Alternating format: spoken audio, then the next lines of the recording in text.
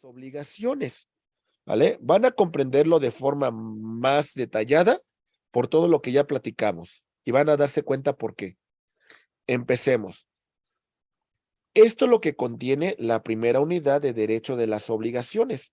Las obligaciones, los sujetos, el contenido de la obligación, la relación jurídica, obligaciones personales y reales, fuente de las obligaciones, convenio y contrato, los contratos, elementos de existencia, elementos de validez, consentimiento, manifestación de la voluntad, formación de la manifestación entre presentes, entre ausentes, objeto de la obligación, la forma de las obligaciones, capacidad, efectos de los contratos e ineficacia del acto jurídico.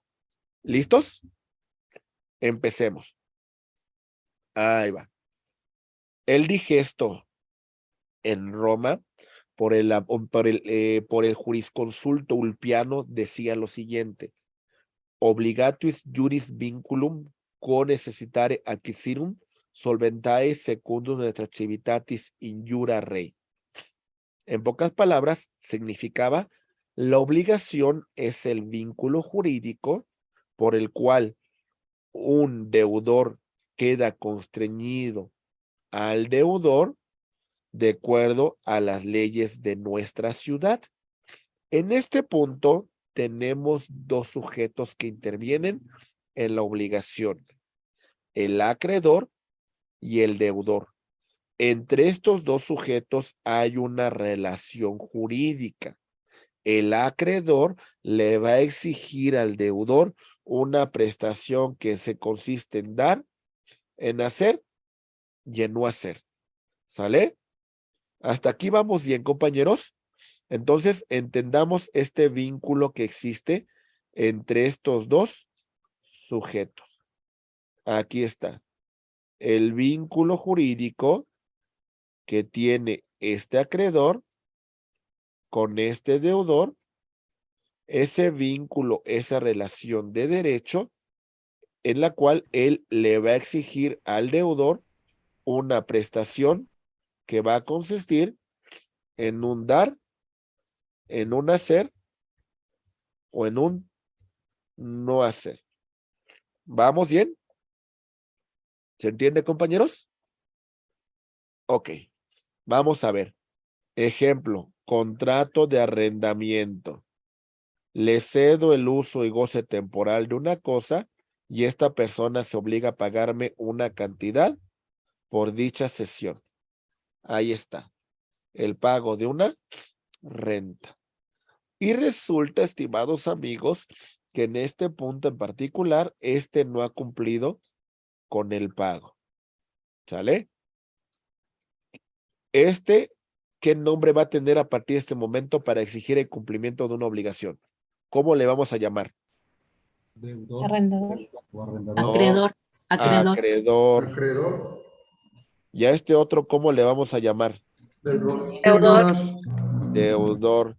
¿Qué tipo de obligación tiene? ¿De dar, de hacer o de no hacer? De hacer. De dar. ¿De hacer? Dar la renta. De hacer. De dar, de dar, porque tiene que pagar una renta. ¿Sale? ¿Vamos bien, compañeros? Obligación de dar. ¿De acuerdo? Muy bien. Seguimos. Ahí va. Hay dos tipos de obligación: obligación personal y obligación real. La obligación personal es el vínculo que va a surgir entre el acreedor y el deudor. Hay una relación jurídica, ¿sale? El deudor se identifica por su identidad personal, ¿sale? Es decir, aquí tenemos este vínculo entre sujeto A, acreedor, y sujeto B, deudor. ¿A quién le va a exigir cumplir con la obligación este acreedor? A este deudor, ¿sale? No le puede exigir que cumpla con su obligación terceras personas. salvo que se hubiese celebrado un contrato real de garantía llamado fianza. No es el caso, ¿verdad? ¿Vamos bien? Ok. ¿Este deudor puede transmitir su deuda a este otro? Sí, pero requiere del consentimiento del acreedor. ¿Vale? El deudor responde hasta con su patrimonio. ¿Vamos bien? Obligación personal. Ahora vámonos con la obligación real. Escuchen bien los comentarios que vamos a hacer, por favor. En la obligación real, el obligado es el que tiene la cosa grabada. El obligado cumple con el gravamen y es el vínculo jurídico que lo va a constreñir. La titularidad del derecho es que el obligado es determinado, ¿por qué? Por la cosa que posee. La obligación se transfiere a sucesivos poseedores.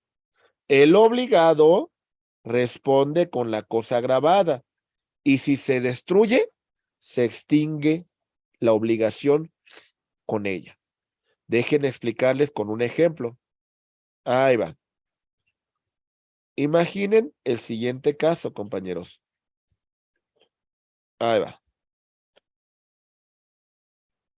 Esta casa que ven ustedes acá, muy bonita, tiene un gravamen llamado hipoteca. ¿Sale? El titular es el sujeto A. ¿Sale? Y le vende a sujeto B, quien sabe que esta casa tiene ese gravamen. Cuando venga al banco a ejecutar la hipoteca, no le va a importar si es sujeto A o sujeto B. Quien tenga la disposición del bien va a cumplir con la obligación, ¿sale? Porque el bien, porque la deuda no sigue a la persona. En este caso, la deuda va a seguir a la cosa. ¿Se entiende, compañeros?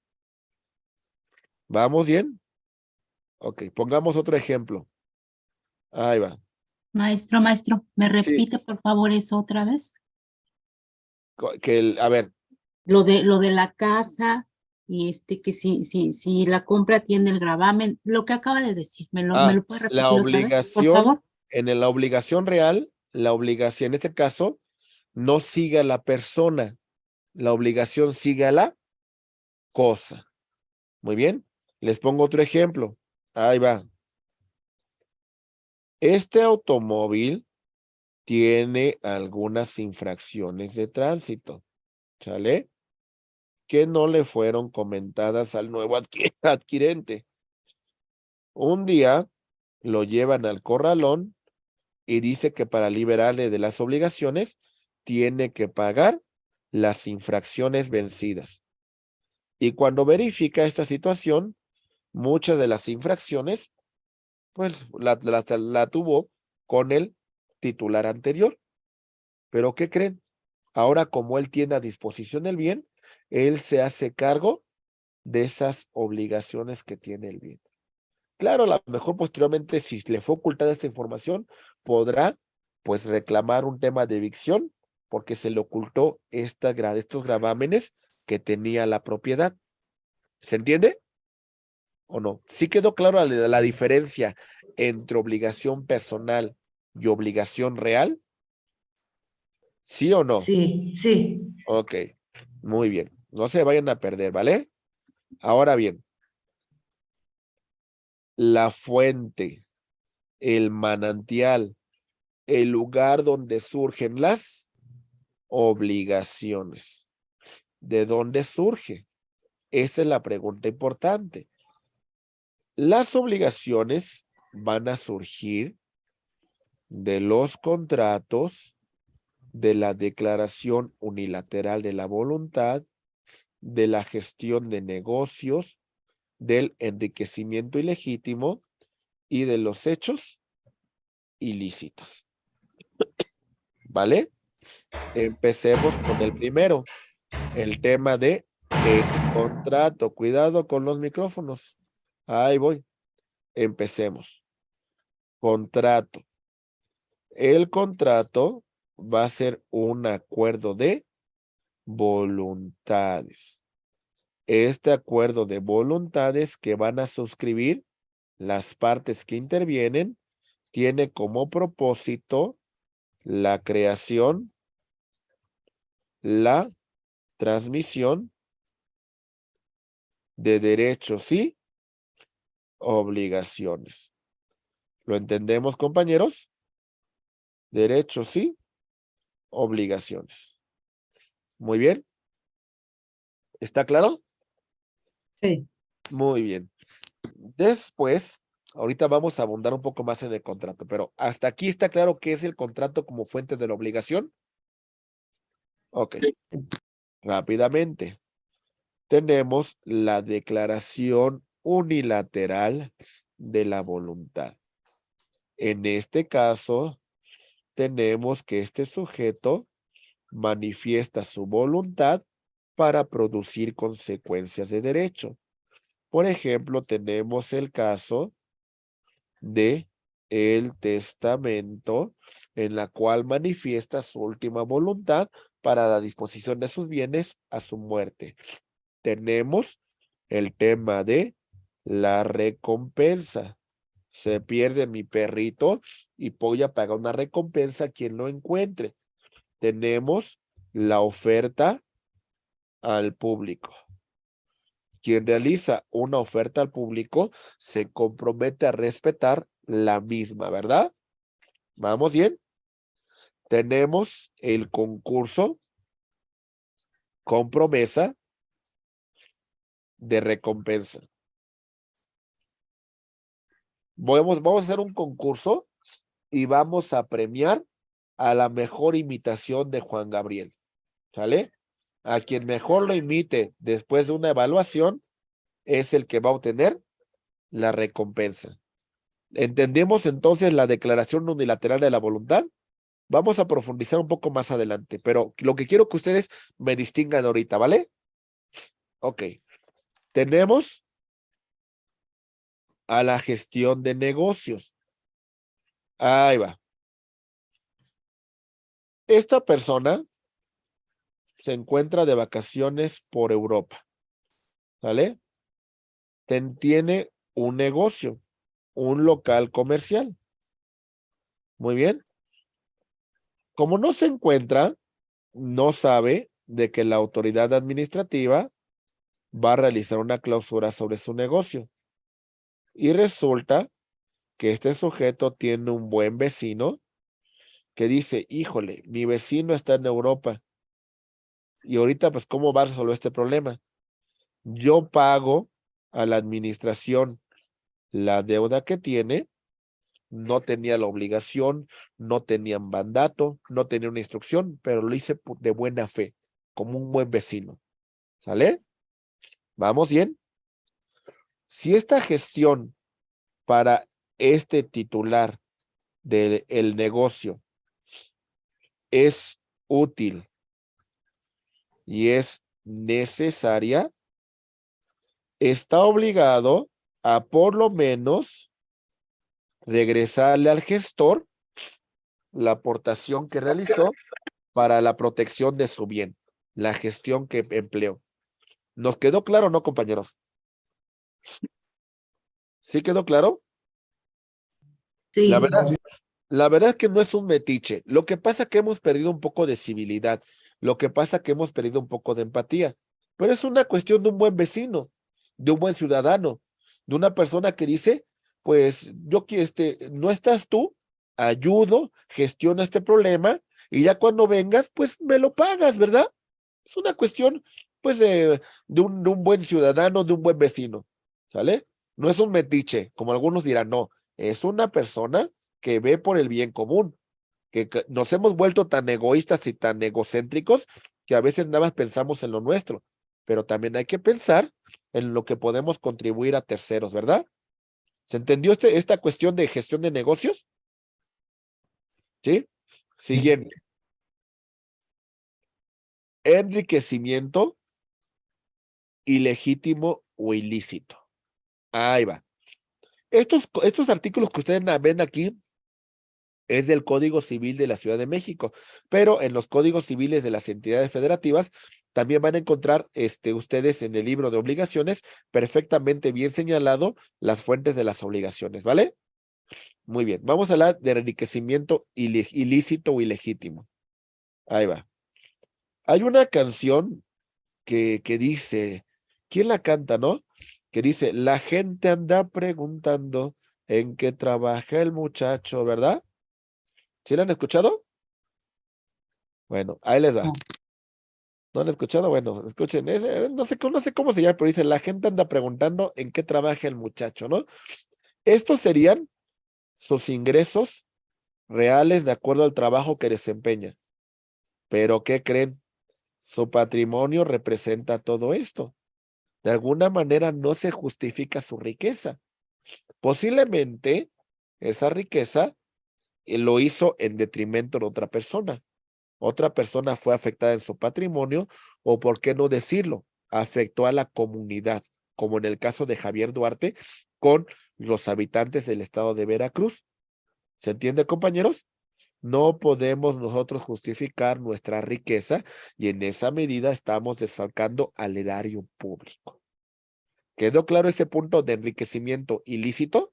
Vamos a profundizar un poco más adelante, pero ¿me lo distinguen como fuente de la obligación? ¿Sí? Ok.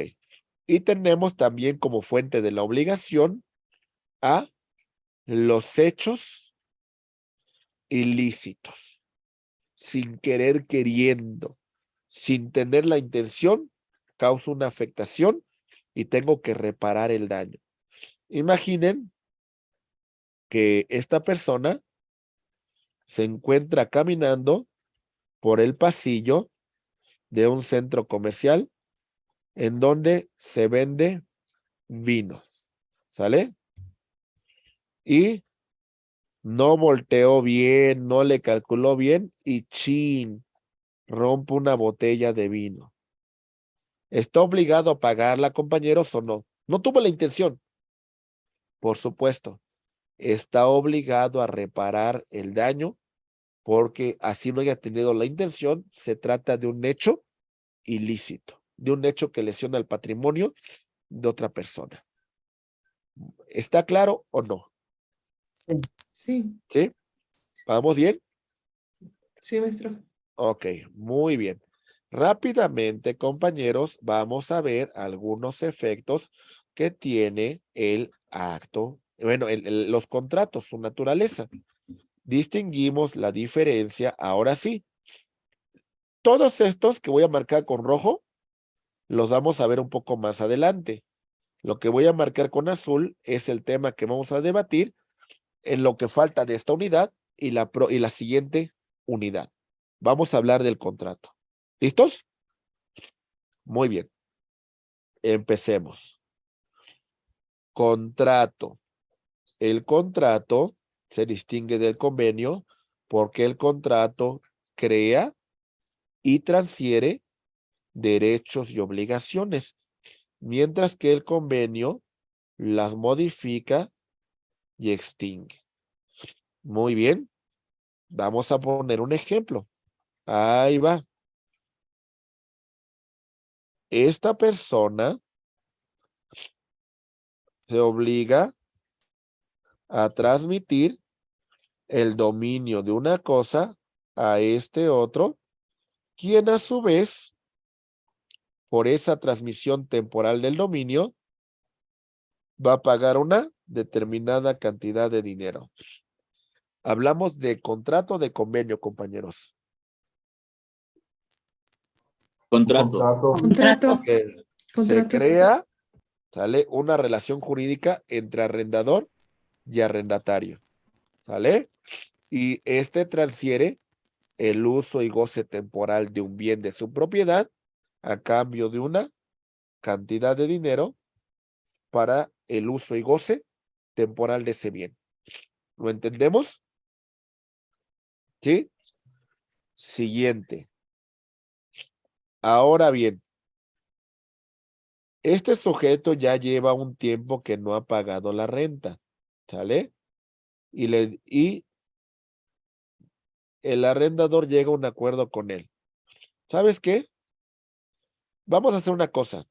Sal del inmueble, ya no me pagues estas rentas vencidas, pero vamos a llegar a un acuerdo para dar por finalizado el presente contrato y bueno, pues tú me entregues el bien inmueble en las condiciones que te lo transferí temporalmente. ¿De qué estamos hablando aquí? Convenio. Del Convenio. convenio. Un Convenio. convenio. Se modifica. ¿Vamos bien? ¿Sí lo distinguimos, compañeros? ¿Sí? Muy bien. Ahora sí. Tenemos elementos de existencia. Van a ver por qué nos sirvió la primera parte que señalamos. Los elementos de existencia es el consentimiento, ¿sale? A grosso modo señalamos que ese consentimiento es expreso o tácito, ¿sale? En el expreso está el uso de la voz, está la cuestión escrita, o a través de signos inequívocos en la cual manifestamos nuestra voluntad, ¿vale? Ofrezco un reloj en $1000 y este otro dice, yo lo compro. La manifestación de la voluntad la hizo de forma verbal, ¿sale? ¿Vamos bien? Este sujeto ofrece en una página de internet un automóvil, ¿sale? De tales características. Y resulta que este otro dice, y le manda un mensaje y le dice, yo lo compro. ¿Cómo manifestó su voluntad? De forma Escrita. escrita. De forma escrita, ¿verdad? ¿Vamos bien? Sí. Ok. Vamos a ver la siguiente situación. Tenemos al Chavo y a Kiko. Y resulta que le dice Kiko al Chavo, oye, ¿quieres que te comparta un cacho de pastel? Y el Chavo dice, ¿qué está haciendo? Que sí. Señales. Es Le un dice que sí signo, mediante una señal. ok, es un signo inequívoco de que se está sujetando a esa obligación, ¿verdad? ¿Vamos bien? ¿Sí quedó claro el expreso, compañeros? ¿Sí? Sí. Tácito. Escuchen bien. Tácito. ¿Sale? Hechos o actos que presumen la autorización del acto jurídico. Ahí va. Ahí va. Muchas veces las obligaciones se aprenden con puros ejemplos, ¿eh? Ahí va. Sujeto A sale del aeropuerto. ¿Sale? Hay un taxi que se encuentra parado afuera del aeropuerto y no media ni una palabra, ninguna conversación, ni nada por el estilo. Agarra el sujeto A y se sube a este taxi y también el taxista dice, bueno, vamos a avanzar y salir del aeropuerto.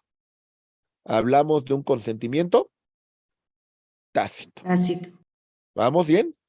O imaginen el siguiente caso. Imaginen que este sujeto va a un restaurante, ¿sale? Y en ese restaurante, compañeros, pues se ofrece un servicio de buffet, ¿sale? No media ninguna palabra, el sujeto agarra, se sienta a la mesa, toma el plato y agarra y se sirve del buffet. Hay un signo inequívoco de qué, compañeros, de que pues, se está actualizando el presupuesto que establece los contratos, ¿verdad? ¿Vamos bien o no? Muy bien. Como que no. Siguiente. ¿No le quedó claro ese punto?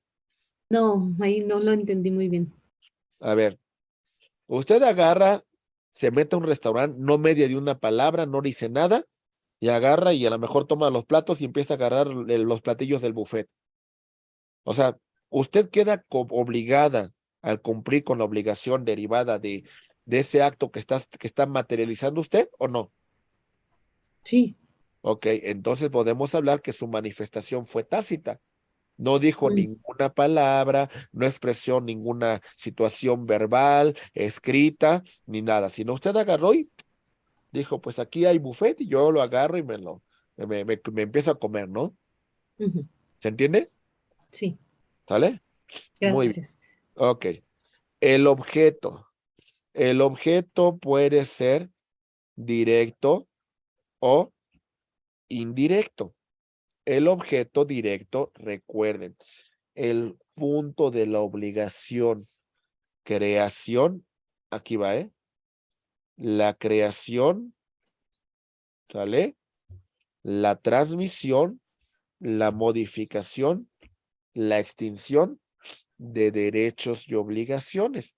¿Vamos bien? El vínculo que nace entre las partes. Mientras que por otra parte tenemos el objeto indirecto, que es en cuanto a la cosa, existe en la naturaleza, es lícito, es determinado, determinable, está dentro del comercio, va. Entonces podemos obligarnos a esa obligación. ¿Está claro? La solemnidad. En algunos contratos, como en el matrimonio, tenemos que hacerlo ante un ente del Estado. En este caso hablamos de un oficial del registro civil. ¿Vamos bien? ¿Sí o no?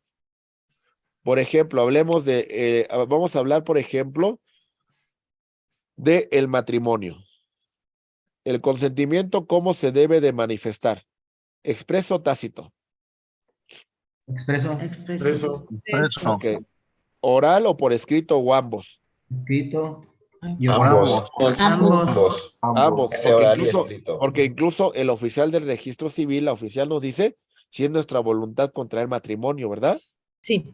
Tácito no puede ser, ¿verdad? No es que yo me vista como novio y vaya y me presente al oficial y diga, pues ya me quiero casar. No se trata nada más de eso, ¿verdad? No. El objeto directo es crear, transferir, modificar o extinguir. Crear. La Crear. creación de una relación de derecho, ¿verdad? Sí. Ok. El objeto indirecto en cuanto a la cosa, pues bueno, podemos decir que en este supuesto, pues no hablamos de un derecho real, sino de un derecho personal. Podríamos hablar solamente del objeto directo. Y la solemnidad que implica, mis estimados abogados, Asistir ante un juez. ante un Tiene que ser oficial así. del registro civil, ¿verdad? Muy Sí. bien. Por ahí vi una manita levantada antes de Arturo, creo que era, ¿cómo se llamaba? Yuritsi, no sé si tengas el nombre, mi estimada, Rosy. Alguien levantó la mano, ya no la... Yo tenía ahí duda porque ya no escuché bien cuando dijo que era que era objeto directo y ya nada más apunté que era crear y distinguir, pero no lo entendí bien. A ver, el objeto directo es el nacimiento de la relación jurídica. La relación crear, transferir, modificar, extinguir derechos y obligaciones. ¿Vale? Y el objeto indirecto es en cuanto a la cosa, que sea física y jurídicamente posible, que esté dentro del comercio, que sea determinado o determinable. ¿Sale? Sí, gracias. ¿Sale? Muy bien. A sus órdenes. Mi estimado Arturo, le escuchamos, por favor. Cuidado con el micrófono. Dejen cierro el micrófono si lo abre. Ahora sí, ¿me lo puede abrir, mi estimado Arturo? Buenos días, doctor. A Buenos lo días. mejor algo muy puntual. El acto de divorcio, jurídico de divorcio y, por ejemplo, la adopción, también requieren de la solemnidad. Bueno, sí, la solemnidad que requiere el tema por ejemplo, del tema de la adopción, ¿no? El tema del divorcio es un tema de disolución, y tiene que cumplir con ciertos requisitos, ¿no? Pero en ese punto en particular, hablaríamos también de una extinción de las obligaciones derivadas de ese contrato que se suscribió con antelación. Pero entonces en este caso también cumplimos con ciertos requisitos que establece la norma para disolver el vínculo matrimonial. ¿Vale? Muchas gracias, doctor. A sus órdenes. Muy bien. Muy bien, compañeros. Ahora vemos el siguiente caso. Los elementos de validez del acto jurídico. La capacidad plena para la realización del acto jurídico. Capacidad de ejercicio. Los de capacidad de goce, por minoría de edad o por estar sujeto a un estado de interdicción, no significa que no puedan celebrar un contrato. Sí lo pueden celebrar, pero tienen que estar debidamente representados. ¿Sale? Por ejemplo, tenemos el caso de los niños actores, ¿verdad? ¿Qué pasa con estos niños que son contratados por una televisora para hacer un programa de televisión? Los ¿Ante quién se celebra este contrato, compañeros? tutores. Sus tutores o sus padres en Sus ejercicio tutores. de la patria potestad, ¿verdad? ¿Vamos bien? Porque ellos por sí mismos no podrían manifestar su consentimiento, ¿verdad? ¿Vale? Requieren de representación. ¿Estamos de acuerdo, compañeros? O de una persona, vamos a poner un caso. Esta persona, pues se encuentra mal de sus facultades, no puede tomar decisiones de mutuo propio, pero se tiene que realizar un acto jurídico de compra-venta con su parte de su patrimonio porque requiere una intervención esta persona y si no lo hacemos está en peligro su vida. ¿Quién lo tiene que autorizar? Tenemos a su tutor. Su tutor tiene que justificar ante un juez de lo familiar, ¿vale? La necesidad de hacer dicha transmisión porque va a ser en beneficio del pupilo. ¿Nos quedó claro? ¿Sí o no? Ujú. ¿Sí? Muy bien. Siguiente punto. Ahí va. La licitud en cuanto al objeto. ¿Qué implica esto? Que sea dentro del marco normativo y no contravenga ninguna disposición que establece la ley, o sea, contra la moral o las buenas costumbres. Un poco más adelante continuaremos con este tema y también hablamos de la formalidad. Cumplir con los requisitos que marca la ley y, por supuesto, también la ausencia de vicios del consentimiento que ya señalamos con antelación en cuanto a la falta en la falsa apreciación de la realidad, el engaño, la maquinación para celebrar el contrato, la mala fe, una de las partes se percata que la otra está en un error y para obtener un lucro indebido permite que continúe en esa situación, la lesión, aprovecho de la necesidad, de la pobreza, de la miseria de una persona para obtener un lucro indebido y también el tema de la violencia físico-moral que se utiliza para la celebración de un contrato. ¿Vamos bien sobre estos puntos que estamos explicando, compañeros? ¿Tenemos alguna duda? ¿Algún comentario? No. ¿No? Muy bien. Hay que analizar cada caso en particular en cuanto a vicios del consentimiento para ver si nosotros hacemos referencia a una nulidad absoluta o una nulidad relativa. ¿Vamos bien? Ok. Seguimos. Y vemos de forma muy particular el consentimiento, manifestación expresa. Ya vemos la verbal. Mi estimada Coco Delgado va al Starbucks y dice, quiero un café con leche deslactosada. Manifestó su voluntad de forma verbal. ¿Sale? Mi estimado Adolfo Arias pide un Uber, baja la aplicación y solicita, pues, de alguna manera, que ser transportado a un lugar determinado. Manifestación escrita a través de una aplicación, ¿verdad? O a través de signos inequívocos. Mi estimado Osiris se encuentra en la calle y taxi, taxi, ¿vale? Signos inequívocos, ¿verdad? Vamos bien. Tácita. mi estimado amigo, Arturo Hernández llega a un restaurante, no dice nada y agarra y empieza a comer del buffet. Manifestación tácita de sujetarse por dicho contrato, ¿verdad? ¿Lo entendemos, compañeros?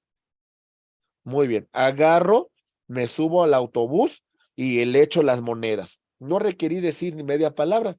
Será un poco descortés, sí, pero manifesté mi voluntad de sujetarme al cumplimiento de dicha obligación. ¿Quedó claro? Ahí va. Siguiente punto. Hago una oferta. ¿Cómo vamos nosotros a sujetarnos a esa oferta si estamos presentes? La oferta sin plazo, la aceptación tiene que ser inmediata. ¿Sale? Les digo, hey, vendo este celular, 1,500 pesos. Nadie dice nada. Al final de la clase me dice María Elena, oye, ¿sabe qué? Yo sí lo quiero comprar. Lo siento, no hubo un plazo. La aceptación de la oferta tenía que ser inmediata. Con plazo. Digo, ¿quién me compra el celular? 1,500 pesos. Tienen hasta la conclusión de la clase para ver a quién le interesa. Y al concluir la clase me dice María Elena, yo lo quiero comprar. Se sujetó al plazo. ¿Vamos bien?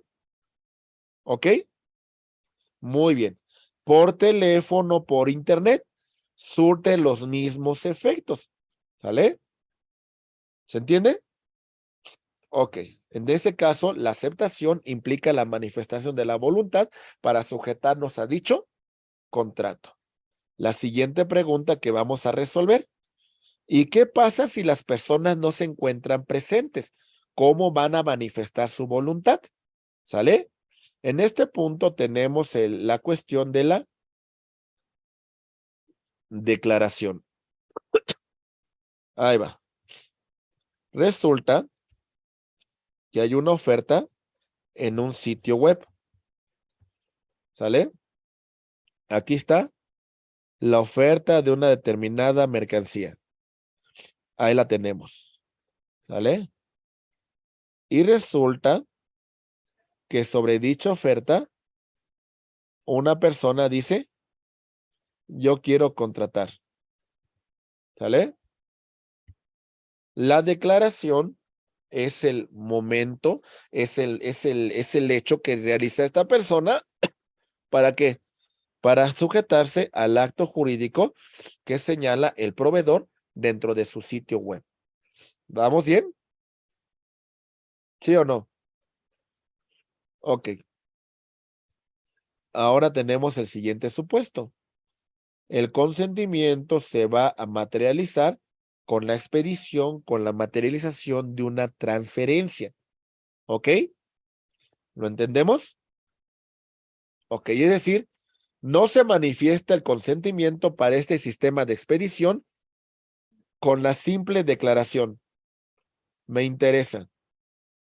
Para este sistema tiene que haber un pago, tiene que haber una transferencia. ¿Lo entendemos? La diferencia entre el sistema de declaración y el sistema de expedición. ¿Sí? Otro sistema dice, no. Para que se manifieste la voluntad, se tiene que recibir el producto. La recepción del mismo para su materialización, ¿verdad? ¿Vamos bien? Es decir, si compramos un producto en Mercado Libre y no nos es entregado, podríamos decir que en este momento no se ha formado, no se ha presentado la manifestación de la voluntad. Si bien es cierto, ya hice la declaración y ya realicé el pago, pues le falta que Mercado Libre cumpla y me entregue el producto, ¿verdad? ¿Se entiende?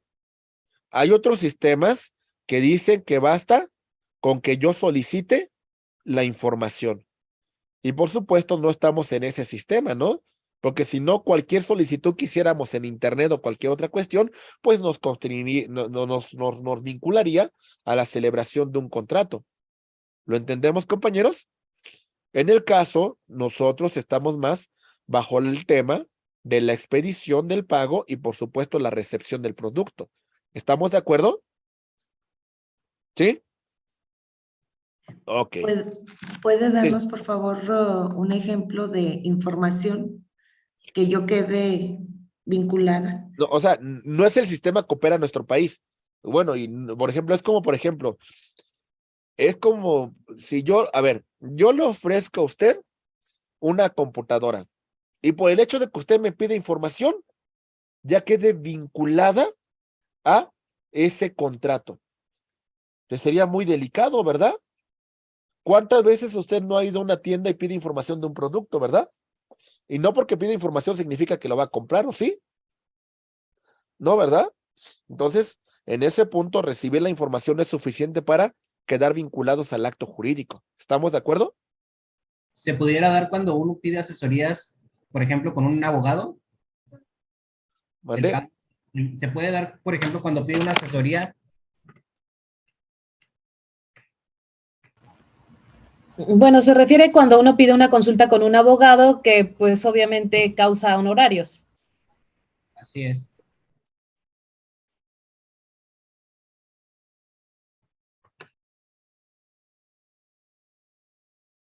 Bueno, perdón, ¿eh? Ahí voy. A ver. Formación entre ausentes. No la escuché, es que me dijeron una cosa. A ver, otra vez le escucho, por favor. Perdón, discúlpeme. En información. Ujú. Es que Roberto decía algo. Dilo, Roberto. Roberto, por favor. No, Juan, ¿Quién fue, Comentaba. Roberto? comentaba que si en información se da el hecho cuando uno pide asesorías a un abogado. No, bueno, a ver. Si el tema de que el abogado nos diga de forma muy puntual que toda asesoría causa un honorario, pues implicaría que esa asesoría yo la tengo que pagar. ¿Por qué? Porque el abogado de antemano me está diciendo que brindarme esa información ya va a consistir como tal en el pago de un honorario, ¿no? Ok. ¿Sale? Pero ya de antemano se encuentra pactado, ya de antemano se sabe que esa información nos va a costar un dinero, ¿no? Es como, por ejemplo, contratamos un guía de turistas que nos da cierta información sobre un vestigio arqueológico, sobre alguna ciudad colonial, y en ese punto esa información que nos está dando ya constituye el tema de una obligación, ¿verdad? Muy bien. Mi Gracias. estimada Cintia, te escuchamos a sus órdenes. Sí, buenos días, profesor. Buenos días. En alguna ocasión me robaron una tarjeta de débito e hicieron unas compras. Hice una solicitud a Conducef y Conducef me contestó que estaban todos los elementos de seguridad, lo que era mi firma electrónica, el plástico y el chip. Entonces ahí cómo podríamos ver, aunque están ausentes las dos partes, de que efectivamente uno no hizo una compra. Híjole, bueno, a ver, vamos a suponer, usted le presta el celular a una persona, sabe su contraseña, sabe su usuario y hace cierta disposición de su dinero de una aplicación. Podríamos decir que para el banco efectivamente usted materializó su voluntad, ¿sale? Ese es un hecho. Empecemos con eso. Si alguien tiene su tarjeta, se la encuentra y a lo mejor por algún error usted le compartió la contraseña o a lo mejor la contraseña fue muy obvia en relación a los números de la tarjeta y demás, pues manifestó su voluntad. Hasta cierto punto para el banco eso se queda completamente acreditado. Por eso muchas veces esas transacciones se materializan para el banco porque dice, bueno, independientemente de que usted no la tuviera, pues el punto es que se realizó la compra y se dispuso de una contraseña, se dispuso de un password y se obtuvo esa información y bueno, en ese punto para el banco usted manifestó su voluntad y queda obligada al acto que pues se suscribió con ese password, con esa firma electrónica que usted ha emitido. ¿Sí? Sí, gracias, profesor. Sí, muy bien. Mi estimado Juan Alfredo, te escuchamos, por favor. Un comentario, bueno, algo relacionado con eso. Yo hace 2 semanas acabo de ser víctima de una compra por internet. Hicieron compras indebidas en línea y en el banco ya me resolvieron y me dijeron que todas las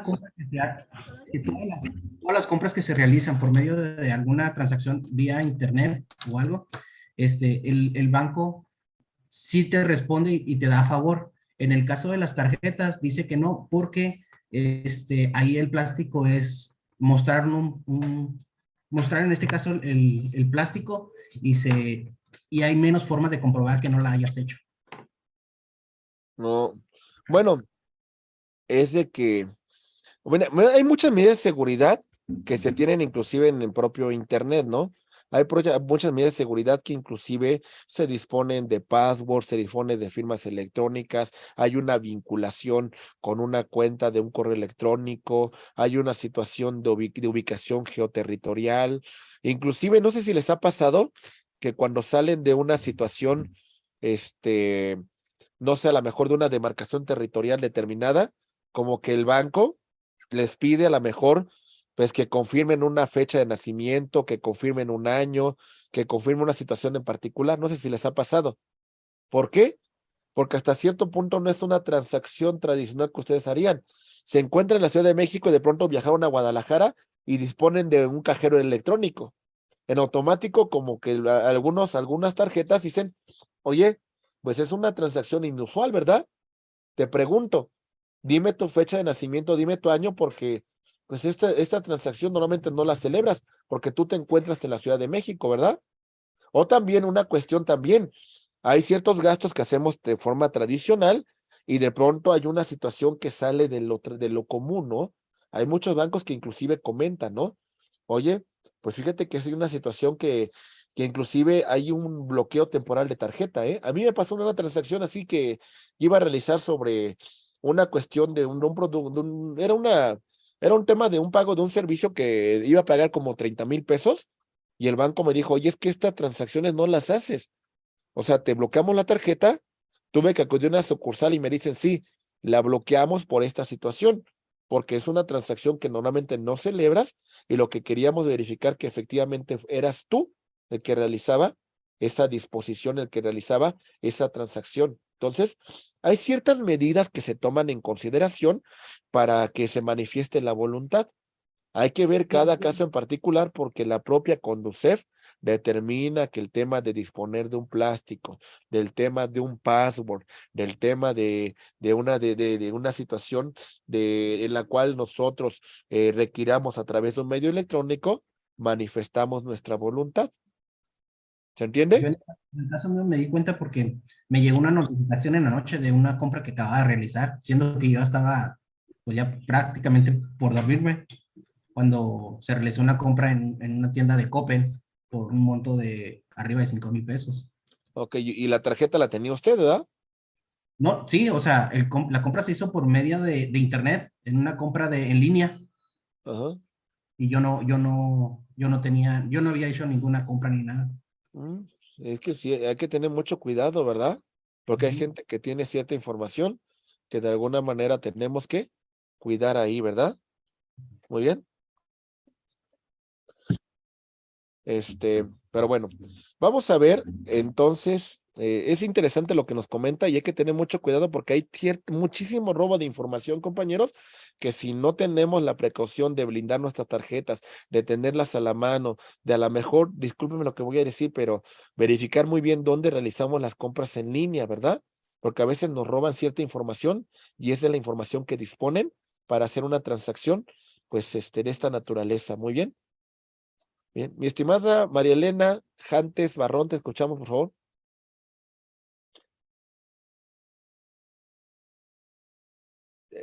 No, tienes apagado el micrófono.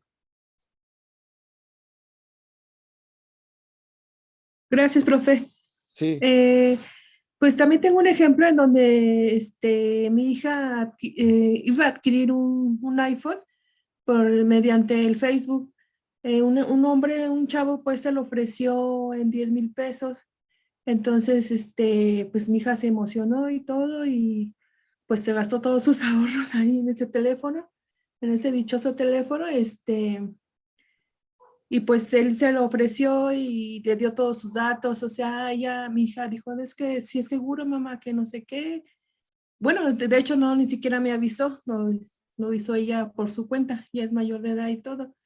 Entonces, ya en cuanto mi hija le hizo la transferencia de los 10,000 pesos, Él borró todos sus datos porque le mostró su credencial del INE, su comprobante de domicilio. La persona esta es de San Juan de los Lagos, supuestamente es de allá, y le mandó toda su documentación. Entonces, en cuanto le hizo la transferencia a mi hija de los 10,000, él borró toda su información, pero mi hija hizo captura de pantallas con todos sus datos, pues. Entonces ya fue y puso la denuncia para ver si puede recuperar sus 10,000 pesos, pero le dijeron que a lo mejor usó documentos falsos y todo. ¿Cree usted que pueda ir a recuperar su dinero o qué es lo que puede hacer? Pues mire, Maestro. la verdad es que podríamos deducir un vicio del consentimiento. Podríamos deducir que hubo una situación de dolo para inducir a su hija al error, ¿sale? La dificultad que yo le veo en este supuesto es que sí puede tratarse de una identidad, pues falsa, ¿verdad? Normalmente este tipo de fraudes se basan en documentos apócrifos, documentos falsos. Entonces va a ser muy difícil que efectivamente esa persona que según estaba en la tarjeta, en toda esta información, sea la misma. Va a ser muy complicado. A lo mejor por ahí se falsificó información. Por supuesto que hay acciones legales y si se pudiese demostrar desde dónde surgió el fraude y el tema también inclusive de verificar a través de la policía cibernética, digamos, el tema de la máquina que inclusive pudo utilizarse para hacer esa transacción y todo, adelante, ¿no? Pero a lo mejor aquí se va a escuchar mal un comentario, pues puede salir más caro el caldo que las albóndigas, ¿no? Porque es un procedimiento que a lo mejor usted va a erogar muchos recursos para lo que va a poder recuperar, ¿no? ¿Vale? Y es toda una investigación, toda una estructura de todo, y es un fraude bien maquinado, es un fraude que se ocultan muy bien y que de alguna manera pues saben dónde pueden ellos introducirse y a lo mejor también uno cae en un error. ¿Saben cuál es el tema del error que normalmente se incurre en estos temas de dolo para la celebración de un acto jurídico? También a veces nos engañamos. Nos ofrecen un producto que vale, no sé, 50,000 pesos, nos los ofrecen a 20,000. Pues tenemos que poner mucha Las atención ofertas. porque es algo que no es común, es algo que no es habitual, ¿no? Y sobre todo, todas estas compraventas que hagan en Facebook, compañeros, aguas, ¿eh? Porque Facebook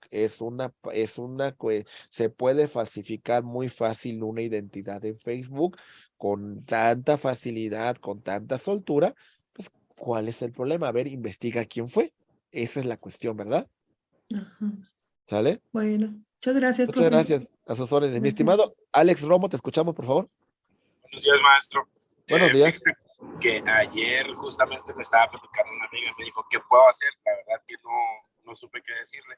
Resulta que ella le dan créditos por medio de unos vales, que te dan el valecito, vas a una sucursal financiera y te entregan el efectivo. Y ya después como que van pagando como quincenalmente o mensualmente el pago que están haciendo. Entonces resulta que la persona esta que le presta el dinero le pide el pago de 3,500 pesos de la quincena y haga de cuenta que el Hacienda, no sé por qué circunstancias, le bloquea la cuenta a la persona que da los vales. Entonces la persona de los vales le dice que pues que Hacienda le bloqueó su cuenta y que tiene que ella volverle a pagar. Entonces ella me dice que hizo como una aclaración en el banco diciendo como que pues todo lo que había pasado, ¿no? Y que el banco le dijo que efectivamente pues el dinero había sido aplicado correctamente a la cuenta bloqueada por Hacienda. Entonces que no le podían regresar el dinero porque pues había sido el aplicado, ¿no? Entonces aquí mi pregunta es, en ese tipo de situaciones pues ya no se puede hacer nada, ¿no? O sea, ya ella básicamente pierde el dinero porque tenía su cuenta bloqueada y mi amiga que fue la que le pagó pues también pierde el dinero pues porque lo aplicó en esa cuenta o A ver, así. me imagino que su conocida realizó un pago, ¿no? Realizó un pago de un servicio al pago de alguna cuestión. Esa cuestión se considera que el pago se efectuó debidamente, ¿eh? Se acabó. O sea, ahora la persona que le bloqueó la cuenta tampoco significa que pierda su dinero. Ahí está en un stand-by, por alguna situación se bloqueó, pero se tendrá que verificar por qué se bloqueó la cuenta y en todo caso si se puede volver a aperturar. Pero el pago fue debidamente hecho, fue debidamente estructurado y esto lo libera a su amiga de la obligación. Ella no pierde porque ya cumplió, ya verificó el tema de cumplimiento de la obligación con el pago. Lo que pasó con la cuenta es una cuestión que le corresponde al titular y se acabó. Y tampoco significa que su dinero se perdió. Está en un stand-by mientras se arregla la situación, ¿verdad? Sí, claro. ¿Sale? Ok, gracias. Muy bien, compañeros. Yutsiri, te escuchamos, por favor. Yutsuri. Otra vez, maestro, Yutsuri, Ajá. buenos días. Buenos días. Una pregunta, ¿cuáles serían los elementos que conforman las obligaciones de los derechos personales? ¿De los derechos qué? Personales.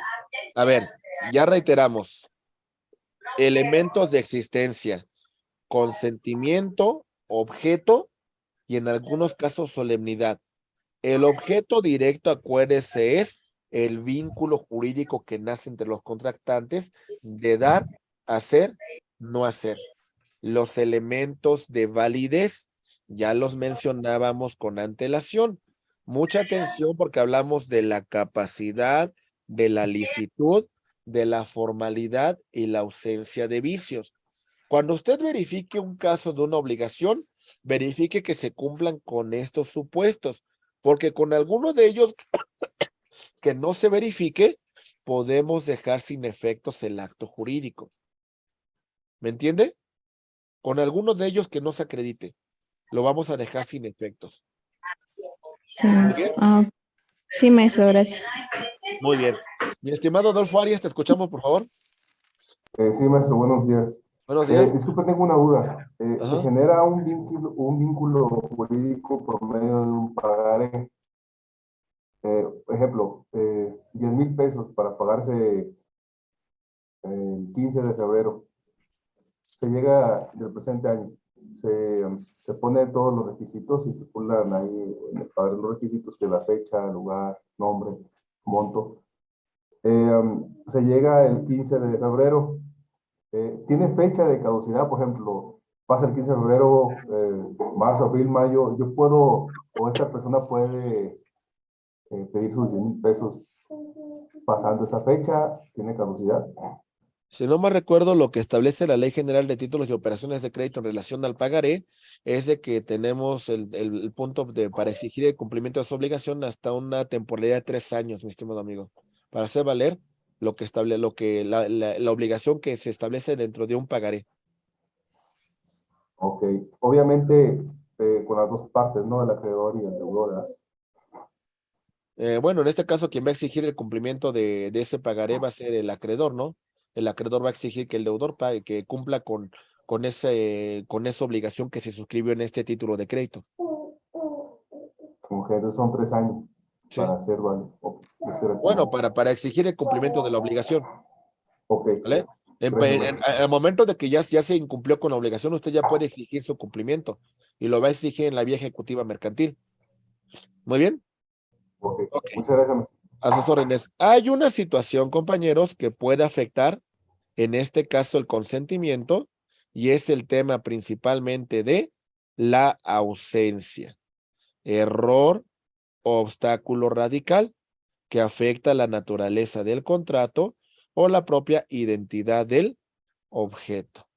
Saben que no pude haber manifestado mi voluntad y se dispuso de forma indebida de una tarjeta de débito porque con antelación se le informó al banco que la persona la había extraviado. El banco omitió la cancelación y en ese punto se dispuso de efectivo que no se debió disponer porque ya se había hecho la notificación al banco. Hay una ausencia completa del consentimiento. ¿Estamos de acuerdo, compañeros? Estoy mal de mis facultades mentales y me llevan al notario a que elabore un testamento. ¿Realmente tengo la capacidad para celebrar ese acto jurídico? No, ¿verdad? Tendríamos que señalar una ausencia del consentimiento porque pues la persona no tiene capacidad plena para suscribir el mismo, ¿verdad? Y también hablamos también, por supuesto, de la simulación absoluta, ¿verdad? De la cuestión de que solamente hacemos una simulación para constreñir cierta obligación, pero en realidad solamente es una mera ficción de derecho. Muy bien. Entonces, ¿quedó claro el tema del consentimiento entre presentes y entre ausentes? Muy bien. Vemos rápidamente, mis queridos abogados y abogadas, el objeto. Tenemos el objeto directo. Acuérdense, no lo olviden. El objeto directo es el vínculo jurídico. Crear y transferir derechos y obligaciones. ¿Sale? Crear y transferir. El objeto indirecto es en cuanto a la cosa. La cosa debe de existir en la naturaleza. Sabemos qué es esto, ¿verdad? Existencia física, existencia jurídica. Determinado o determinable. En cuanto a lo individual, en cuanto a la especie, en cuanto a su género. Y la cosa tiene que estar dentro del comercio. ¿Sale? Requisitos del hecho positivo o negativo. Si no existe la cosa, debe tener posibilidad física y jurídica de existencia. Tengo un terreno, compañeros. En ese terreno ya tramité todos los permisos para la construcción de un condominio. ¿Es susceptible que sobre este terreno existan departamentos? ¿Sí o no? Sí, ¿verdad? Sí. Estamos de acuerdo que existe una posibilidad física y jurídica, ¿verdad? ¿Se entiende? Sí. Ok. Y también, por supuesto, el tema de la licitud. ¿Sale? Tiene que ser lícito, como nosotros estamos celebrando el acto. Si yo tengo un terreno y contrato a una persona para que sobre este terreno siembre marihuana, hasta este momento, pues no sería lícito, ¿verdad? Hasta este momento tendríamos una situación de que el objeto no es lícito y no se está cumpliendo con el mismo. Yutsiri, no sé si tengas alguna pregunta, alguna cuestión antes de continuar. ¿Todo bien? Ok, Yutsuri, perdón. Muy bien. ¿Seguimos? Bien, rápidamente. Ahí va. Ya para llegar a la pausa correspondiente, compañeros, verificamos a grosso modo el siguiente punto. La forma. Pregunta, ¿cómo manifestamos el consentimiento? ¿Expreso, verbal o escrito? O signos inequívocos como el Chavo del 8, ¿verdad? Tácito. Actos que presuman que se ha manifestado la voluntad. El silencio solamente produce efectos en el contrato de mandato. Le digo a Arturo Hernández, usted me va a representar en el juicio. Al no hacer ninguna manifestación, se está comprometiendo con la representación dentro del juicio. La forma de que se otorga el consentimiento.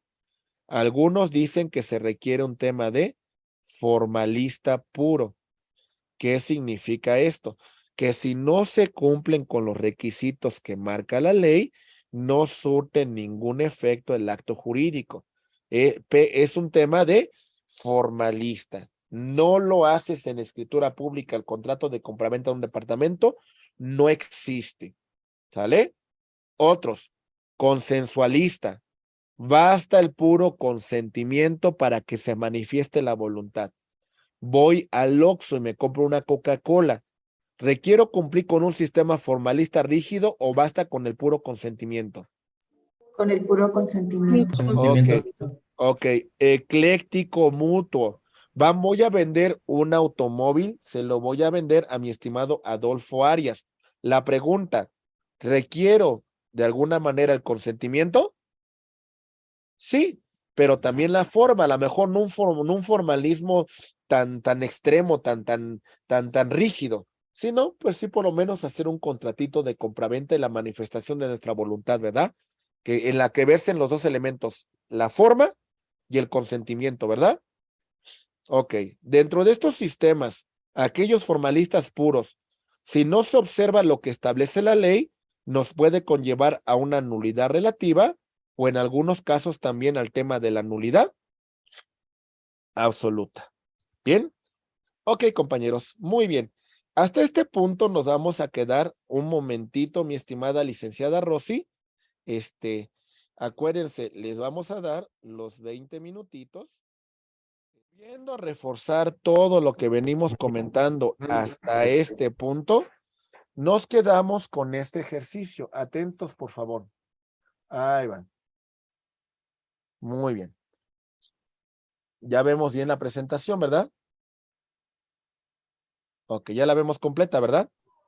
Sí. Muy bien. Ok, bien. Seguimos. Ya vimos el tema de la forma. Ya vimos los sistemas formalistas y los sistemas consensualistas. Ya vimos que si no cumplimos con lo que establece la norma, va a tener como consecuencia la nulidad absoluta o la nulidad relativa. Mis queridos abogados y abogadas, hay que ver cada caso especial para ver cuándo se produce nulidad relativa y cuándo se produce nulidad absoluta. Muy bien. Continuando con este tema, hablamos de la capacidad. Recordemos, mis queridos abogados, abogadas, capacidad especial. Tenemos que de goce, ¿sí podemos celebrar un contrato? La respuesta es sí, pero debemos estar debidamente representados. Con capacidad de ejercicio, lo vamos a hacer de mutuo propio. ¿Se entiende? ¿Qué significa de mutuo propio? Muy bien. En todo este ejercicio vamos a conocer entonces los siguientes comentarios. Ahí va. Capacidad de goce. ¿Cuándo la tenemos, compañeros? La tenemos desde... Al cumplir la mayoría de edad. No, la de goce.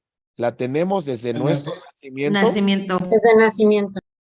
Y la perdemos con nuestra Muerte. muerte. Algunas concepciones del derecho civil confieren derecho al nasciturus. ¿Sale? Es decir, desde que se encuentra en el vientre, va a ser objeto de protección. Va a ser objeto de tutela en su derecho. Muy bien. Ok. Bueno, en este punto, cuando hablamos de la capacidad de ejercicio, hablamos de dos elementos. Hablamos de la mayoría de edad, pero también hablamos de la aptitud para representarnos por mutuo propio. Si no cumplimos con este requisito por tener un estado de interdicción, vamos a requerir estar representados por un tutor que nos va a representar en distintos actos jurídicos. Adolfo, te escuchamos, por favor. Maestro, disculpe que lo interrumpa ahorita tan pronto, pero tengo una duda. En el goce por nacimiento, usted me hizo mención que es cuando se encuentra en el vientre. ¿A partir de qué mes de gestación? Inclusive se establece dentro de este punto que desde la concepción, o sea, hablando, por ejemplo, del derecho sucesorio, se protege el derecho del nasciturus, es decir, ahí va. Esta persona que se encuentra embarazada, pues el producto de la concepción, tenemos que proteger su derecho. Imaginen que su padre ha muerto y su padre de este pequeño que está por nacer tiene otros dos hijos, A y B. No vamos a abrir la sucesión hasta verificar la viabilidad de este nacimiento, porque esta persona Bueno, vamos a ver, algunos dicen que no es una persona, que es un producto de la concepción, va a conferirle derechos. Ay, perdone, hasta que se dé su concepción. Hasta el momento de su nacimiento, entonces adquiere esta tutela de derechos. Pero la teoría del nasciturus implica la protección de estos derechos desde que se encuentra en el vientre de la madre. ¿Lo comprendemos, compañeros? Muchas gracias, maestro, disculpe. ¿Mandé? Muchas gracias. Sí, esto desde el derecho sucesorio, ¿eh? Si nos damos otra referencia, vamos a ver que prácticamente hasta la 12ª semana de gestación pudiésemos realizar una práctica abortiva sin haber ninguna consecuencia, ¿ok? Muy bien. A ver, continuamos y ahora vemos algunos casos de incapacidad que la legislación mexicana establece. Incapacidad para los extranjeros dependiendo su situación migratoria. Vamos a poner un ejemplo. Resulta que algunos extranjeros entraron por nuestro país, ¿vale? Y su situación migratoria es irregular. Sí, a ver, sí les concedemos y sí protegemos sus derechos humanos, pero por ejemplo, a lo mejor no tienen la facultad de realizar determinados actos jurídicos por su condición migratoria. Y en ese supuesto tienen esa limitación. ¿Lo comprendemos? ¿Sale? Muy bien. Tenemos la cuestión también de las iglesias. ¿Sale? ¿Qué implica con el tema de las iglesias? Bueno, las iglesias solamente podrán adquirir bienes que sean necesarios para la función sacerdotal y pastoral que realizan, ¿verdad? ¿Vamos bien? Ok. Por ejemplo, si quisieran tener otros bienes para fines distintos a su función religiosa, esto no es posible, porque hay una limitación que lo que adquiera esta persona moral de derecho canónico solamente tiene que ser para actividades religiosas. ¿Está claro? ¿Sí? Muy bien. Por ejemplo, ¿qué pasaría si el sacerdote dice que este auto que se compró a nombre de la arquidiócesis, lo podrán adquirir? Pues podemos decir que sí, porque podríamos acreditar que, digamos, el grupo sacerdotal diría, bueno, es necesario para que nuestro sacerdote se traslade a diversas congregaciones donde va a ofrecer misa, ¿verdad?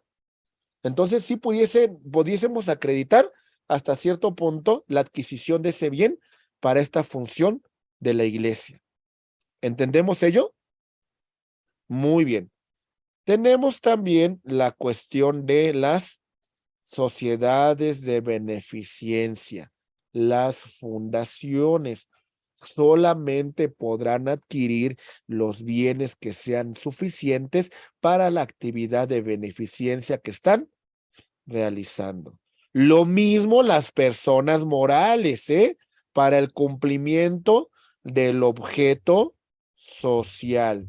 Nada más, para eso tenemos. Los bancos también tienen cierta limitación, porque si los bancos no tuvieran limitación, les digo una cosa, serían propietarios de grandes extensiones de tierra, porque embargan y se adjudican muchísimas propiedades. Pero ¿qué hacen con estas propiedades los bancos? ¿Se las quedan? No, ¿verdad? Las ponen a remate. ¿Se entiende? Porque también tienen una limitación para tener las propiedades que sean suficientes a su actividad de banca, nada más. Y también tenemos que un juez, por sentencia judicial, imponga una limitación para realizar determinados actos. Por ejemplo, ahí va. Imaginen a esta persona, jugador empedernido, jugador de póker. Jugador de póker. Ok. Esta persona pierde mucho dinero en las apuestas que realiza. ¿Sale? Y como ha malgastado los bienes de su familia, el juez le impone, a ver, señor, usted no podrá realizar actos porque quien se va a encargar de la administración de estos bienes porque usted los despilfarra es su cónyuge. ¿Se entiende? Entonces, esta cuestión, porque un juez así lo ha ordenado como consecuencia de la mala administración de los bienes. ¿Se entiende o no, compañeros? ¿Sí? Ok. Incapacidad de ejercicio. Señalamos que la persona se encuentra en estado de interdicción. La persona se encuentra mal de sus facultades mentales. La pregunta es, ¿alguien podrá celebrar, esta persona podrá celebrar un contrato? No. No, hay que justificar por qué venderíamos sus bienes. Y en este caso, el tutor tendría que pedir la autorización de un juez de lo familiar y el juez de lo familiar verificar que hay una necesidad de vender bienes porque hay que hacer una intervención a esta persona. Entonces, bajo estas situaciones pudiese autorizar la transmisión de un bien. ¿Está claro? ¿Sí o no? Sí. ¿Sí? Muy bien. Siguiente pregunta. Ahí va. La pregunta que vamos a resolver es, ¿cuál es el efecto de los contratos? Los contratos surten efectos entre las partes que intervienen, arrendador, arrendatario, vendedor, comprador, donante, donatario, ¿sale? Las obliga a su cumplimiento. ¿A qué estamos sujetos los contratantes, compañeros? A cumplir con las cláusulas, a cumplir con lo que la norma establezca, a cumplir con las condiciones de uso. Les hago una pregunta. A ver, vamos a una arrendadora y rentamos un automóvil, ¿sale? Porque estamos de vacaciones y vamos a recorrer todo el país con este auto. ¿Estamos de acuerdo que va a tener un desgaste natural este automóvil como consecuencia del uso? ¿Sí o no estamos de acuerdo? Sí. Entonces, el arrendador asume que el kilometraje y el desgaste del automóvil, pues bueno, se va a presentar porque están rentando el automóvil y los arrendatarios van a disponer del mismo. Entonces, hay un desgaste natural. ¿Está claro? Sí. No vamos a reclamar ese desgaste natural que sufre el vehículo, ¿verdad? Ok. Seguimos. Y vemos también la cuestión de la buena fe. A esta cláusula de los contratos la vamos a conocer con el nombre de pacta sunt servanda. Los contratos se van a cumplir de buena fe por las partes que lo suscribieron. ¿Sale? Los contratos se cumplen de buena fe. ¿Sale? Es decir, cuando las partes celebran un contrato, en realidad están confiando del cumplimiento de la obligación. O digamos, ¿quién celebra un contrato con desconfianza, compañeros? ¿Quién celebra un contrato si no creen en la palabra de la otra persona? No lo hacemos, ¿verdad? Entonces, entre las partes al momento que celebramos un contrato, hay una buena fe. Muy bien. Ok. Recuerden la cláusula. Pacta sunt servanda. Los contratos se cumplen de buena fe por las partes que lo suscribieron. ¿Sí? Seguimos. Y vemos nosotros también la promesa porte fort. Sobre todo la vemos en contratos sinalagmáticos. ¿Cuáles son estos contratos sinalagmáticos? Aquellos contratos en que hay derechos y obligaciones recíprocos. Muy bien. Si una parte cumple, el otro también tiene que cumplir con el contrato. Esta parte se obliga a transmitir el dominio de un automóvil y realiza la transmisión del dominio. Esta otra se obliga a pagar una determinada cantidad de dinero por la transmisión de dicho dominio. Y se realiza. ¿Sale? Entonces nos encontramos con que, mis queridos abogados y abogadas, con la promesa porte fort, las partes recíprocamente se obligan al cumplimiento de una obligación. Ah, pero también si una parte no cumple, ¿por qué la otra debería de cumplir? Déjenme me explico. Ahí va. Esta persona celebra un contrato de compraventa. ¿Sale? Esta otra, pues tiene que pagar una determinada cantidad de dinero. Cuando llegan al momento de la transacción, ¿sale? Esta otra no quiere pagar. Dice, no tengo dinero. Pregunta, ¿la compradora estaría obligada a cumplir y trasladar el dominio de la cosa? No. No, ¿verdad? No. Si una parte no cumple, ¿por qué la otra sí quedaría obligada? ¿Lo entendemos? ¿Sí o no? Ok. Sí. Sí, se entiende. Siguiente. Teoría de la imprevisión. Solamente va a obligar a las partes si las cosas se mantienen igual que al momento de su celebración. Ahí va. A esta cláusula la conocemos con el nombre de rebus sic stantibus. Las condiciones originales bajo las cuales se suscribe un contrato cambian. Si cambian, las partes no estamos obligadas. ¿Listos? Ahí les va.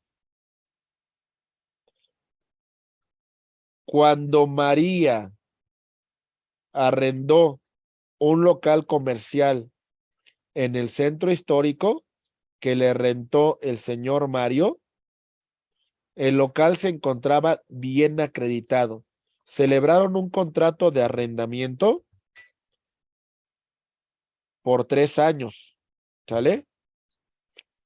Empezó en enero del 2020.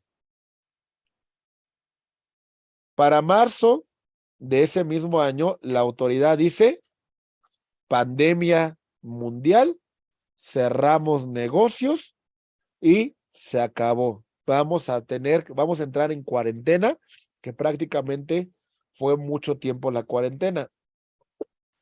La pregunta, ¿las condiciones que celebraron en un principio en ese contrato son las mismas? No. No, no son las mismas. Bajo esa situación, estimados abogados y abogadas, esta parte pues no quedará sujeta al contrato, porque las condiciones no son las mismas y entonces el contrato se debe dejar sin efectos, que fue lo que pasó con muchos locales comerciales que tenían contratos de arrendamiento vigentes, ¿verdad? ¿Cómo me puedes obligar a que cumpla si las condiciones no son las mismas? Muy bien. ¿Está claro? Ok. Profesor, Siguiente. Sí, te escucho. esto aplica cuando por ejemplo, en determinados lugares, el municipio o el estado hace obras públicas, por ejemplo, el meter tubería de drenaje y algo y cierran calles y eso. Pudiese conllevar también, o sea, a lo mejor como cerraron una calle, y el municipio tardó determinado tiempo en la apertura de la misma, a lo mejor eso afectó el negocio que se estaba arrendando, ¿no? De alguna manera, señalarle al arrendador, ¿sabes qué? Por más que quiera, no puedo continuar. O suspendes la renta o me bajas la renta en un porcentaje porque no puedo continuar pagándote si ni siquiera estoy trabajando. Ok, ¿Vale? gracias. ¿Sí? ¿Se entendió el ejemplo, compañeros? Sí, Pero claro, esto no es en automático, ¿eh? Como abogados hay que alegar estas cláusulas para dejar sin efectos un contrato, ¿eh? Si no lo sabemos, pues a lo mejor hasta nos va a obligar el arrendador, ¿no? No, tú firmaste un contrato y vas a cumplirlo, ¿no? ¿se tienen que dejar estipuladas por escrito antes de firmar el contrato? ¿O no precisamente? Estas disposiciones también se entienden por mandato de la ley, ¿eh? O sea, lo que usted haría aquí hacer valer es este contrato. Usted lo que haría valer es lo que establece la ley en la teoría de la imprevisión. Muy bien. Ok, gracias. Ok, a sus órdenes. Para los terceros. Pero, por supuesto, mi estimado Juan Alfredo, si lo deja usted plasmado en el contrato, mejor, ¿eh? ¿Vale? Para que las partes queden vinculadas. Muy bien. Gracias. Ok, para terceros. ¿Los contratos pueden obligar a terceros que no intervinieron o los puede beneficiar? La respuesta es sí. Beneficios a favor de un tercero. Ahí le va. Este señor contrata con esta agente de seguros un contrato de seguro para proteger a su familia. ¿Sale? Y dice, bueno, en caso de que yo no esté, en caso de que muera, bueno, entonces mi familia va a encontrarse asegurada. ¿Se entiende? Se establece una estipulación para terceras personas. Muy bien. ¿Sí? Siguiente. Una tercera Maestro, otro ejemplo de ese, Por para ejemplo, beneficiar a un tercero, otro ejemplo, por favor. un contrato de un fideicomiso educativo. ¿Qué significa? Esta persona dice, bueno, nada puede asegurar que yo llegue a tal edad y que llegue sano, que llegue en plenas condiciones, que tenga la posibilidad de continuar ofreciendo a mis hijos estudios universitarios. Constituye un fideicomiso y en ese fideicomiso educativo le voy a pedir a la institución fiduciaria que cuando ya no esté en condiciones o muera, ella se encargue de ofrecer los estudios universitarios para mis beneficiarios. ¿Se entiende? Gracias. ¿Sí? ¿Sí quedó claro este segundo ejemplo también? Sí, gracias. ¿Sí? Sí, Muy gracias. bien. Ok. Los contratos no solamente benefician, sino también pueden obligar a un tercero, ¿sale? Que no puede oponerse a cumplir con el contrato. Por ejemplo, ahí va. Esta persona tenía con el banco una hipoteca. Esta propiedad se encuentra hipotecada. ¿Sale? Ahí la tenemos. Y esa hipoteca conlleva a que cuando esta persona muere, ¿qué creen? ¿Se extingue la obligación que estaba grabada en la hipoteca? No, salvo que hubiese un seguro de vida, ¿verdad? De no ser el caso, ya murió, la sucesión de este sujeto deberá continuar cumpliendo con la hipoteca. ¿Sí quedó claro? ¿Viene ¿Entendieron? siendo el deudor solidario, el deudor solidario? No, los herederos. Cuando usted hereda a título universal, derechos y Obligaciones. obligaciones. ¿Sale? Sale, gracias. Muy bien. Alex Romo, te escuchamos, por favor. Maestro, buenos días otra vez. Anteriormente se podía que fallecía la persona y se cancelaba la deuda. ¿Eso fue hace poco que se modificó No. o sí? Cuando se extingue la deuda es por dos cosas. ¿Es un derecho personal o en ese derecho real tenemos un seguro de vida? A ver, ahí le va un derecho personal. Yo le presto a usted 50,000 pesos. ¿Sale? No suscribimos ninguna otra garantía. Yo muero. Evidentemente era un derecho personal. Ya se extinguió la deuda con mi muerte. ¿Me entiende? Ok, si es un derecho real sobre un bien y constituimos una garantía, entonces en este punto va a continuar, ¿quién? Va a continuar mis herederos cumpliendo con la obligación, salvo que en el contrato de hipoteca se hubiese estipulado un seguro de vida en la cual si muere el deudor, se extingue la obligación. Cuando usted me dice que se extingue la obligación, es porque existe un seguro de vida. Ok. ¿Sale? Ok, sí, está bien. ¿Sí? ¿Sí quedó claro, compañeros? Sí. Ok, muy bien. Seguimos. Ok. Compañeros, en un contrato no tenemos ninguno de los elementos de existencia. ¿Surte sus efectos el contrato? No. Hablamos de la nada jurídica, la inexistencia. A ver,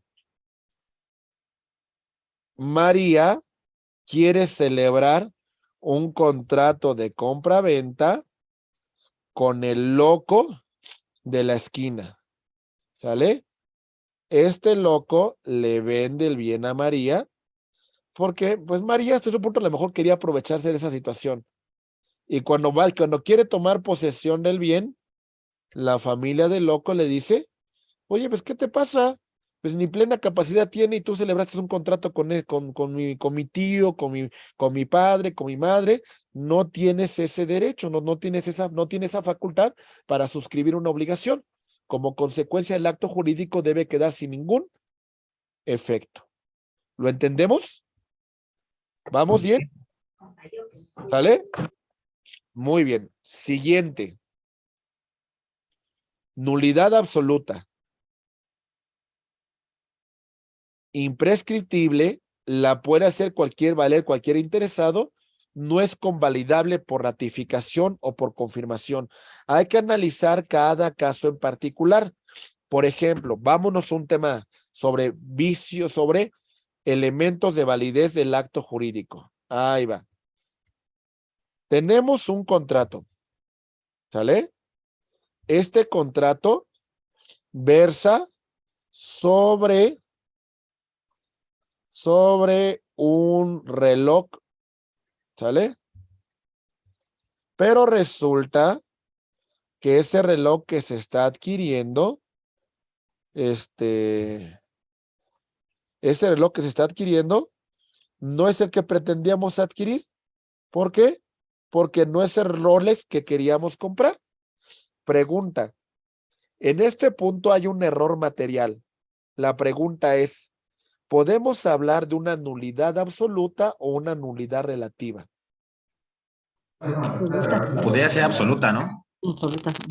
¿Seguros? Pues relativa, ¿no? Se puede cambiar. Porque se puede convalidar, ¿no? A lo mejor no es un Rolex, pero es un Casio, ¿no? Y si no, pregúntenle a Gerard Piqué que dice, pues me quedo con el Casio, ¿no? No tengo Rolex, pero me quedo con el Casio. ¿Sale? Entonces, es una cuestión que se puede convalidar, ¿no? Es decir, no es el reloj que quería, pero bueno, pues me interesa. Lo convalido. ¿Se entiende? ¿Vamos bien? Ahora bien, veamos el siguiente caso. En este contrato se realiza actos que degradan, actos que causan una afectación a la integridad de una persona y se le obliga para asignar un contrato. Nulidad absoluta o nulidad relativa. Absoluta. Una nulidad absoluta. ¿Se entiende, compañeros? ¿Vamos bien? ¿Vale? Ok. En la nulidad relativa prescribe la acción. Solamente el afectado la hace valer y puede ser objeto de una convalidación. Muy bien. Ok. Cerramos este tema que es el principal con el siguiente comentario. Recordemos, en las obligaciones tenemos dos partes que van a intervenir, ¿sale? A estas partes que intervienen vamos a ponerles un nombre. La parte que va a exigir a la otra el cumplimiento de una obligación le vamos a llamar con el nombre de, ¿cómo le llamamos? Acreedor. Acreedor. Y la persona que está sujeta al cumplimiento de esa obligación la llamamos Deudor. deudor. El acreedor va a exigir al deudor el cumplimiento de una obligación de dar, de hacer, de no hacer. A este vínculo, a esta relación, vamos a llamarle relación jurídica. ¿Sale? La obligación que nace entre dos personas la llamamos obligación personal. ¿Sale? La obligación que tiene una persona en relación a una cosa, ¿cómo la llamamos? Obligación real. Obligación real. Recuerden que en la obligación real, el derecho no sigue a la persona, sigue a la cosa. A la cosa. Al bien. ¿Sale? Al bien, a la cosa. Muy bien. La fuente. Ahí va. Vemos nosotros este manantial, este lugar donde brota, donde emana la obligación. Hablamos de la principal de ellas con el contrato. Hablamos nosotros de la declaración unilateral de la voluntad. Hablamos de la gestión de negocios. Hablamos del enriquecimiento ilícito y hablamos de el hecho ilícito. Les pongo unos ejemplos y ustedes me dicen de qué hacemos referencia. Acuerdo que suscribe A con B para crear derechos y obligaciones. ¿A qué estoy haciendo referencia? A un contrato. Al contrato. Yo voy a ir ante un notario para manifestar mi voluntad de cómo voy a transmitir mis bienes a mi muerte. Derecho universal. Declaración unilateral de voluntad. Unilateral. Declaración unilateral de la voluntad. ¿Sale? Resulta que gano 20,000 pesos diarios, pero gano 20,000 pesos al mes, pero gasto lo equivalente a 100,000 pesos mensuales. Esos 80,000 pesos que no puedo justificar, ¿a qué hacemos referencia? Enriquecimiento ilícito. Enriquecimiento. Ok, muy bien, ¿verdad? Resulta que soy un buen samaritano y me gusta ayudar a mis vecinos. Y cuando no se encuentra su patrimonio, que se encuentra en riesgo, decido intervenir para salvaguardar el patrimonio de mi vecino. ¿A qué figura estamos haciendo referencia? Gestión de negocio. Gestión de negocios, ¿sale? Hecho ilícito. Voy caminando en el centro comercial y tiro el stand de las mayonesas, así como Pedro Sola. ¿A qué hacemos referencia? Hecho ilícito. Al hecho ilícito, aunque no haya sido mi voluntad, pero ni modo, con la pena, ¿verdad? Por andar ahí, pues no siendo precavido, pues causé una afectación. Muy bien. ¿Vamos bien? Ok. Dentro de esta unidad, también revisamos la naturaleza de convenio y contrato. Dijimos lo siguiente en relación a este punto. Ahí va. No se les olvide, por favor, compañeros. El contrato es un acuerdo de voluntades que ¿qué va a generar, compañeros? Va a crear y transmitir. ¿Estamos de acuerdo con esto o no? Entonces, el contrato crea y transfiere. ¿Sale? ¿Y el convenio? Modifica y Modifica. extingue. Modifica y Modifica y extingue. extingue. Extingue derechos y obligaciones. Muy bien. Ok. Revisamos todos los elementos de existencia de los contratos. A todos estos puntos. Es decir, elementos de existencia de este contrato son los siguientes. Ahí va. Existencia. Elementos de existencia. Señalamos el consentimiento. ¿Sale? Que podemos hablar si es unilateral de la declaración, si es bilateral, hablamos de el acuerdo, ¿vale? Y si es plurilateral, hablamos de la adhesión, ¿sale? El consentimiento puede ser expreso, signos inequívocos, ¿sale? Oral o por escrito, tácito, ¿sale? Nuestra voluntad ha quedado acreditada para sujetarnos con la obligación. El objeto directo de la obligación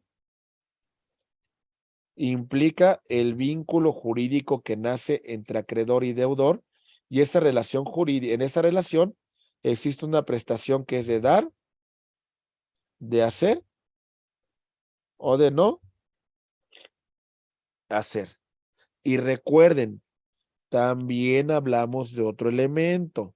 Hablamos de que algunos contratos requieren del elemento de la solemnidad. ¿Hasta aquí queda bien claro estos tres elementos de existencia del acto jurídico, del contrato? ¿Sí? Sí, Ok. sí. De acuerdo. Ok, y ahora tenemos los elementos de validez del contrato. Hablamos, estimados abogados y abogadas, de la capacidad.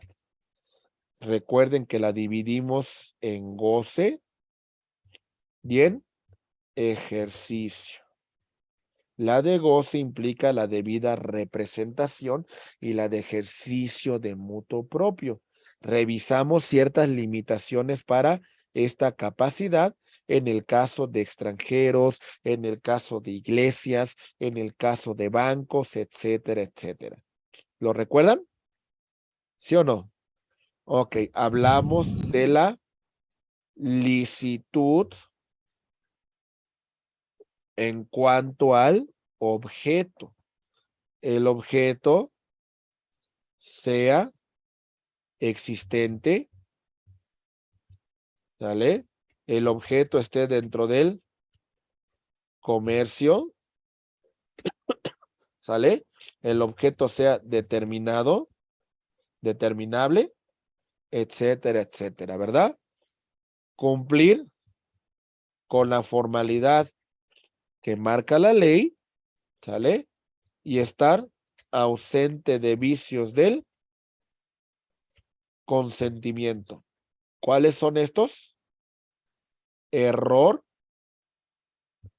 dolo, mala fe, lesión, violencia. Muy bien.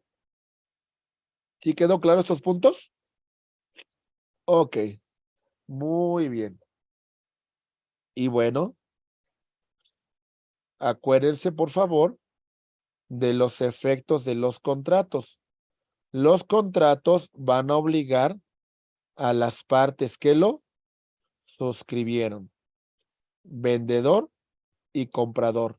Arrendador y arrendatario. Deben cumplir con las cláusulas, deben de cumplir con los términos del contrato, deben de sujetarse a la buena fe y a las condiciones de uso. ¿Sale? También recuerden que puede dejar sin efectos el contrato la teoría de la imprevisión. ¿Ok? Para terceros, vamos a establecer un tema de beneficio para un tercero que no intervino, como por ejemplo en el caso del contrato de seguro, ¿verdad? Una persona que decide asegurar a su familia. Muy bien. Y tenemos, por supuesto, también en el caso de un derecho real de garantía, como en el caso de una hipoteca, que a la muerte del deudor, los herederos que heredan a título universal adquieren derechos, pero también obligaciones, ¿sale? Perdón. Y el último punto, muchas gracias, es la ineficacia del acto jurídico. Hay que analizar cada acto jurídico para ver si hablamos de nulidad absoluta, nulidad relativa o la inexistencia. Y para eso tenemos que conocer estos elementos que hemos estudiado. ¿Alguna duda, compañeros? ¿Algún comentario hasta aquí? ¿Vamos bien? Ok. Mi estimada Rosy, ¿me escuchas? Rosy. Sí, aquí estoy. Rosy, un favorzote. No sé si ya les compartiste un pequeño cuadernillo que tenemos para los compañeros, para que nos ayuden. Hacemos una rápidamente, unas salas. Van a ponerse de acuerdo, compañeros, van a contestar, ¿sale? En esas salas, Rosy, lo que te pido es lo siguiente, por favor, mucha atención. Nada más tienen 10 minutos, no más. Sobre esas salas vamos a hacer, son 6 equipos, Rosy, 6 equipos hacemos 6 equipos, los metemos a la sala, se ponen de acuerdo, rápidamente tienen que trabajar las preguntas, divídanse los compañeros. Por ejemplo, si en la sala hay 8 personas, 4 personas contestamos de tal a tal pregunta y las otras 4 de tal a tal. ¿Sale? Vamos a hacer una retroalimentación entre todos. Quiero que aprendamos bien derecho de las obligaciones. 10 minutos, de forma muy expedita, lo hacemos. No sé si les puedes compartir el cuadernillo, mi estimada.